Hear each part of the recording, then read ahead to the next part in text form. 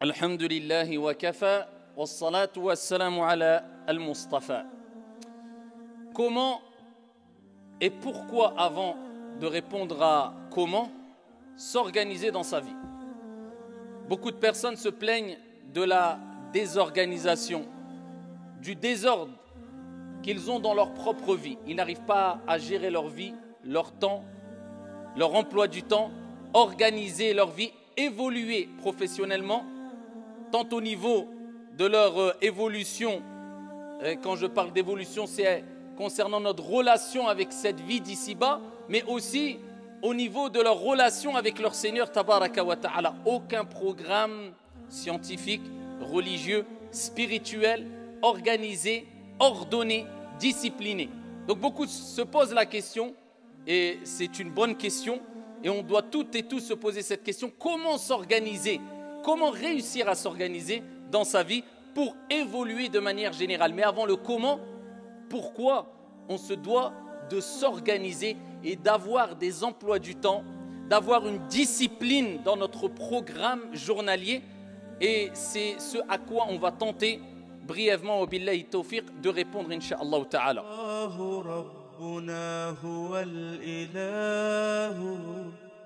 له من الأسماء ما اصطفاه الواحد الحي كذا المليك والملك المالك لا شريك.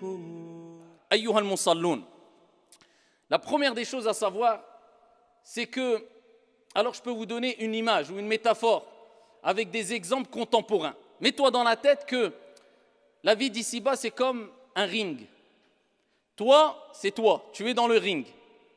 Le temps, c'est ton adversaire.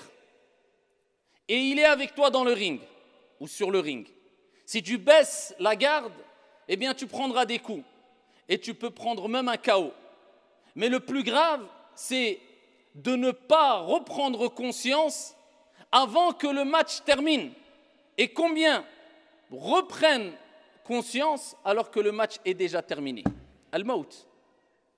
Ayyuha al-Mubarakoun, le prophète sallallahu alayhi wa sallam nous a tellement montré l'importance du temps qu'il l'a répété dans plusieurs hadiths, récits prophétiques authentiques. Et parmi ces hadiths que nous connaissons toutes et tous, et il s'impose ici que nous répétions ce hadith-là, car le rappel profite aux croyants. Le hadith où le prophète alayhi salatu wa sallam a dit « Ni'matan » alors que nous savons très bien que Dieu nous a comblé d'énormes bienfaits, jusqu'à ce que Dieu a dit si vous essayez de compter les bienfaits de Dieu, vous ne pourriez les dénombrer. Mais là le prophète met l'accent sur deux bienfaits particuliers pour nous montrer que ces deux bienfaits, eh bien, ont une grande particularité, une grande importance. Deux bienfaits dont beaucoup de gens, traduction approximative du sens, se font duper, n'y prêtent pas attention. Deux grands bienfaits, immenses bienfaits. As-siha wal-farar. As-siha, la bonne santé, et al-farar, le temps libre. Et la ya'rifu qadra ni'ma illa man faqadaha, comme vous le savez toutes et tous. Nul ne connaîtra vraiment la valeur d'une chose, d'un bienfait, que quand il le perdra.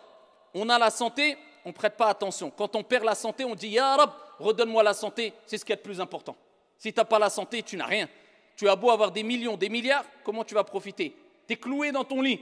Si tu n'as pas la santé, tu as beau avoir des proches de la famille, eh bien à un moment, ils se sépareront de toi, car ils ne vont pas dormir avec toi dans ton lit sur ton lit d'hôpital. Ils ne resteront pas avec toi 24 heures sur 24. Tu ne pourras pas vraiment profiter pleinement de ta famille, etc.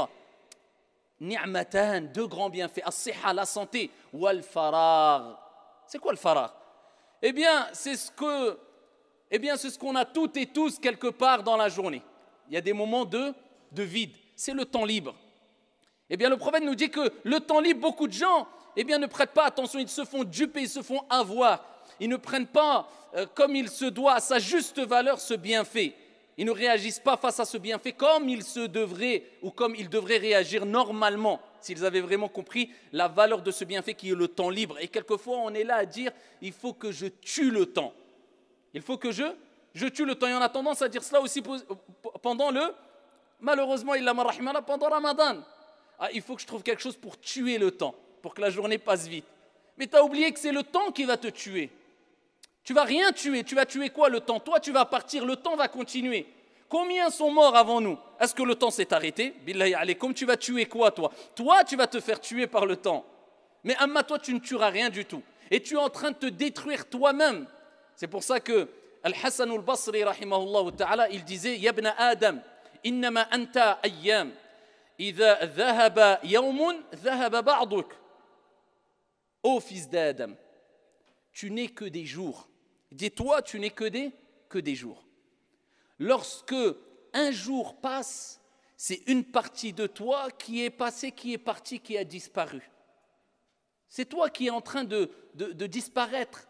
Chaque jour, tu disparais. Il y a une partie de toi qui disparaît, que tu le veuilles ou non, car on se rapproche toutes et tous de projets magnifiques et on se doit d'avoir des projets dans la vie d'ici-bas et de ne pas s'arrêter à penser qu'à la mort et à ne plus vivre abadan.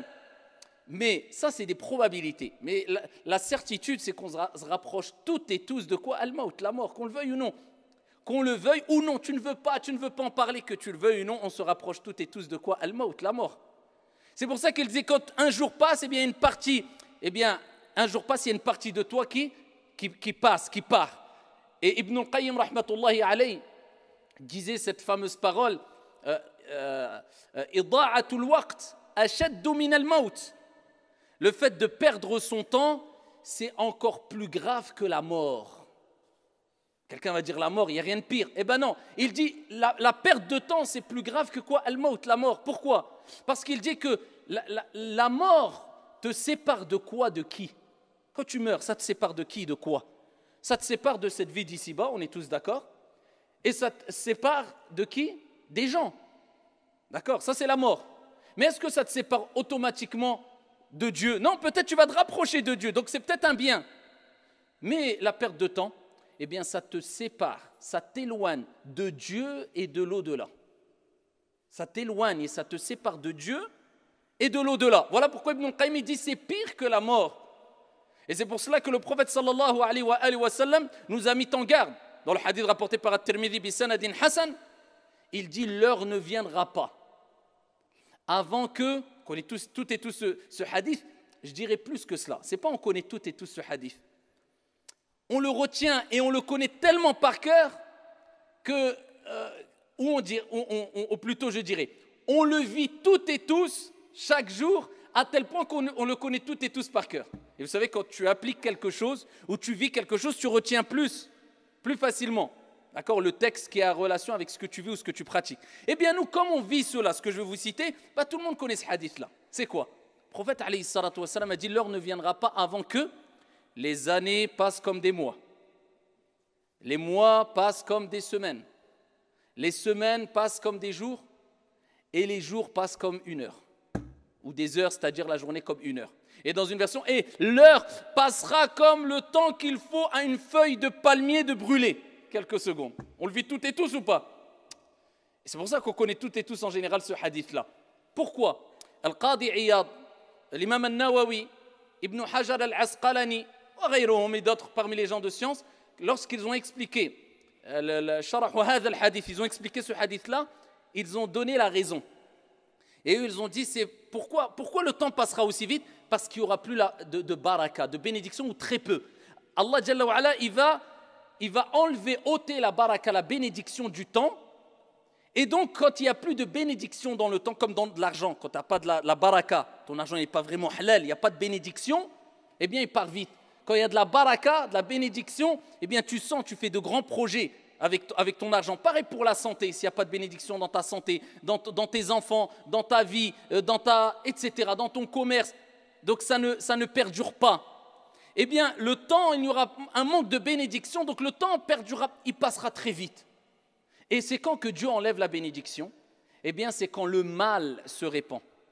C'est quand le mal, al-fasad.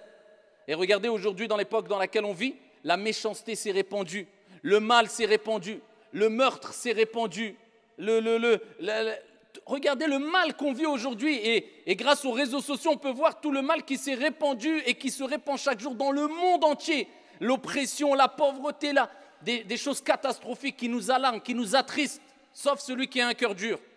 Eh bien, tout ce mal, dû à notre mauvais comportement, le fait d'avoir cet individualisme, cet égoïsme, ne plus aider les gens, eh bien cela enlève la bénédiction dans le temps. Et regardez les gens aujourd'hui, la plupart des gens vivent avec moi. Il y a plus cette il y a beaucoup d'entraide, mais de manière générale, quand on regarde à l'échelle mondiale, il y a un grand manque d'entraide et de compassion envers les gens. Et les gens ont plus de haine que de miséricorde, malheureusement, vis-à-vis des gens de manière générale. Eh bien, Ar-Rahman, le miséricordieux, qui nous fera rentrer au paradis de par sa miséricorde seulement, et par la cause ensuite de nos quelques petites actions, eh bien, comment voulez-vous qu'il fasse miséricorde à des gens qui ne font pas miséricorde aux autres? Eh bien, cette bénédiction, elle part. Et regardez les gens, comment ils vivent. Quand ils voient son frère avoir un problème, au lieu de l'aider, nafsi, moi d'abord, quand moi je suis en sécurité, je penserai à mon frère. Alors que dire de penser à la umma, à la communauté? Hadith wa la haraj. Et le prophète n'a-t-il pas dit, Man kana fi hajati akhi, regardez la baraka. Kana Allahu fi hajati. Comment elle vient la baraka, la bénédiction? C'est en faisant le bien. Tu viens en aide à ton frère, donc tu sacrifies de ton temps, eh bien, celui qui vient en aide à son frère, Dieu vient en son aide. Celui qui donne, Dieu lui donnera. Celui qui dépense, Dieu dépensera pour lui. Celui qui est bon, Dieu sera bon envers lui. Celui qui est miséricordieux, eh bien Dieu sera miséricordieux envers lui. C'est comme ça, c'est du donnant-donnant. Mais comme aujourd'hui on veut tout garder pour nous, eh bien regardez, ça c'est un mal qui s'est répandu. La baraka, elle s'est enlevée. Voilà pourquoi il faut prendre conscience avant tout, avant d'organiser sa vie. Pourquoi? Parce que c'est essentiel, le temps passe très vite. Et il faut profiter de ce temps-là pour faire le maximum de bien et de laisser une bonne empreinte derrière nous, une bonne image vis-à-vis des gens de manière générale. Et organiser sa vie passe par quoi? Par des priorités. Et quelles sont ces priorités? Eh bien, nous, en tant que croyants, en tant que musulmans, nous savons que nous devons avoir des priorités. Cela induit le fait que nous donnons de l'importance à toutes les choses de la vie d'ici-bas aussi, c'est-à-dire comme le travail, la famille, le comportement, bon comportement vis-à-vis des gens, s'impliquer dans la société, faire du bien, etc. Ça fait partie des priorités, mais la priorité, dans toutes ces priorités, c'est ad-din, c'est la religion. C'est pour cela que le prophète sallallahu alayhi wa sallam, là le prophète il te rappelle. Ça c'est clairement, regardez, je vous ai parlé de baraka. Ceux qui disent je veux de la bénédiction dans mon temps, dans ma famille, dans mon risque, dans mon argent, réussir ma vie d'ici-bas et l'au-delà, vous avez compris, la bénédiction par l'obéissance, par le bien. Et regardez ce que le prophète alayhi salatu wa sallam nous dit de manière plus précise, alayhi afdalus salatu wa askat taslim.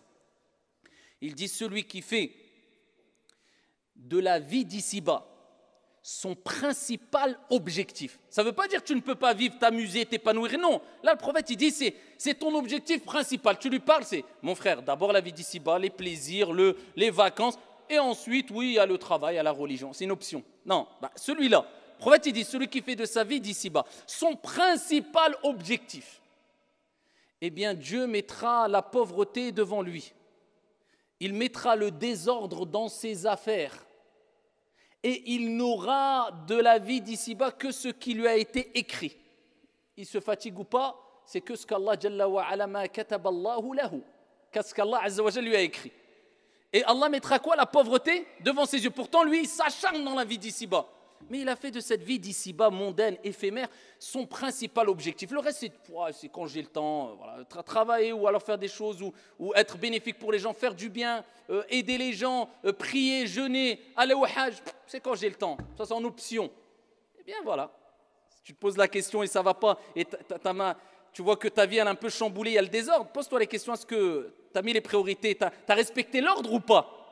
Et il dit, le prophète dans le même hadith, quant à celui qui met l'au-delà, la vie future, devant lui comme principale intention et objectif, ça ne veut pas dire qu'il ne pense qu'à la mort, il rigole plus, il s'amuse plus, il prend plus de vacances, il n'a pas des projets de construire, de s'épanouir. Non, loin de là. Là, on parle de priorité, c'est tout. Celui qui met l'au-delà comme priorité, eh bien, Allah subhanahu wa ta'ala mettra de l'ordre dans toutes ses affaires. Voilà, tu as mis comme priorité l'au-delà, Allah il s'occupe de toutes tes affaires de dunya.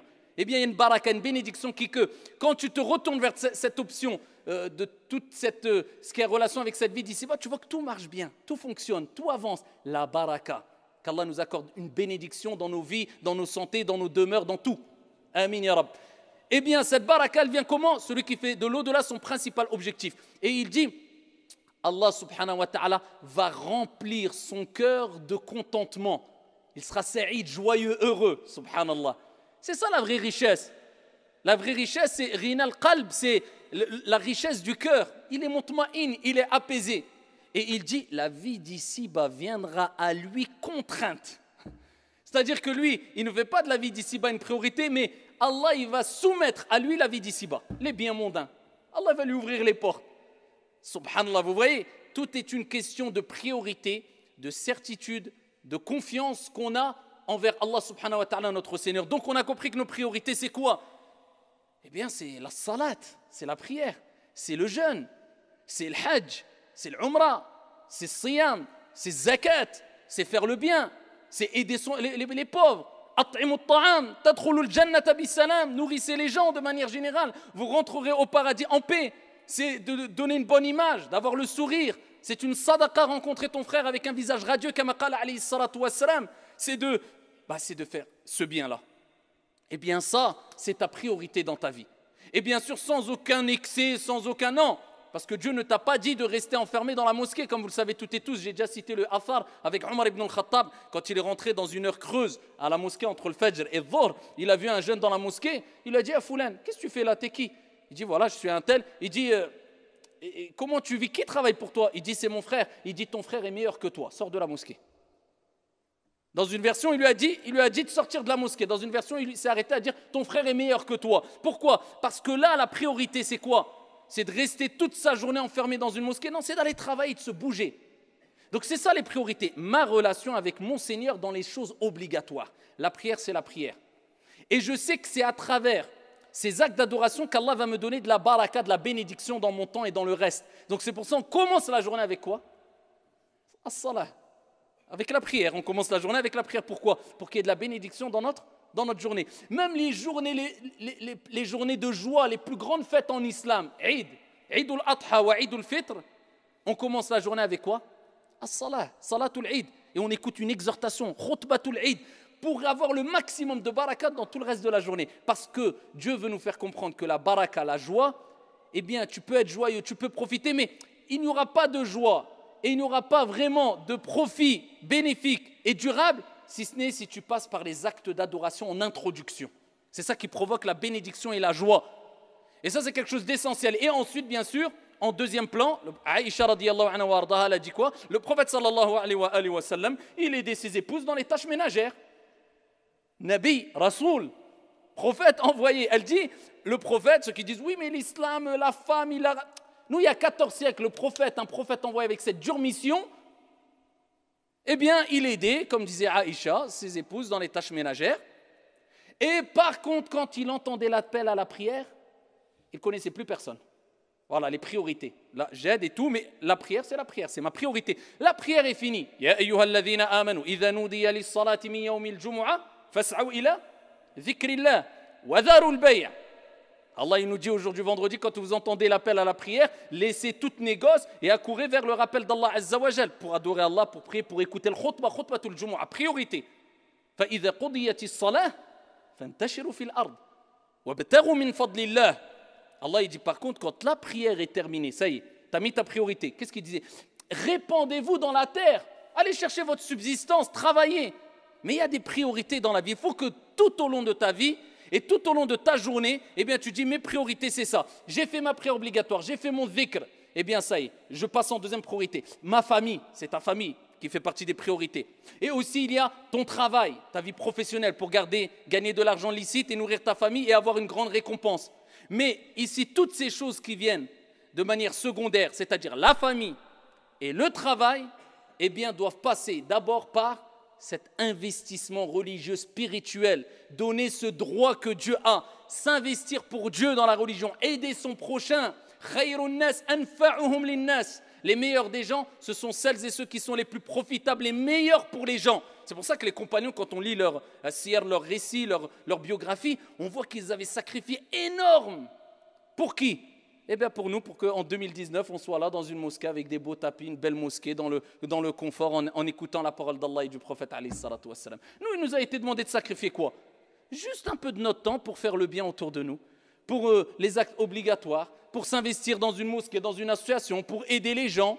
de manière générale, pour faire du bien, pour donner des aumônes quand on a du mal à donner des aumônes. C'est ça, c'est ce petit sacrifice qui nous est demandé, c'est tout, à notre échelle, et c'est déjà énorme. Donc prenez en considération ces quelques exhortations afin d'organiser au mieux votre vie. On met la priorité à notre religion et on ne doit pas laisser notre part d'ici-bas. Comme Allah a dit, n'oublie pas ta part d'ici-bas.